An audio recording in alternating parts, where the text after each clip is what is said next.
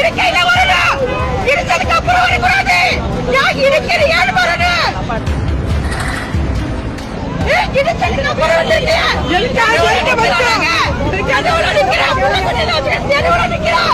ஒரு எம்பிக்கு இந்த ஒரு நிலைமையா? வீடுகளை இழந்து தங்க இடமின்றி நடுரோட்டுக்கே வந்த பெண்கள். வீடுகள் இடிக்கப்பட்ட பின் ஆறுதல் சொல்ல நேரில் சென்ற எம்பி நவாஸ் கனி, வீட்டை இடிச்சதுக்கு அப்புறம் ஏன் வந்தீங்க என்று ஆன் ஸ்பாட்டில் கோபமாகி கொந்தளித்த பெண்கள்.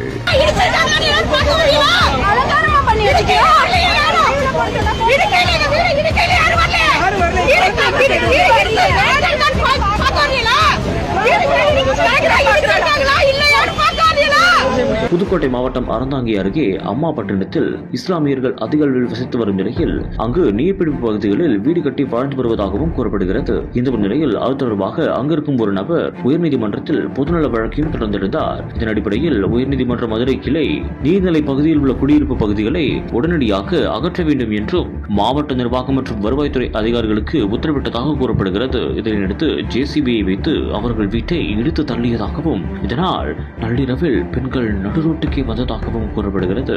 இதனையடுத்து வீடுகள் இடிக்கப்பட்ட பின் எம்பி நவாஸ் கனி ஆறுதல் சொல்வதற்காக நேரில் சென்றுள்ளார். அப்போது அவரை பார்த்து அங்கிருந்த பொதுமக்கள் கோபமாகி கொந்தளித்துள்ளனர். மேலும் வீடுகளை இடிக்கப்பட்ட பின் எதற்காக வந்தீர்கள் என்றும் கேள்வி மேல் கேள்வியால் சாரா மாறியாக தொடுத்தனர்.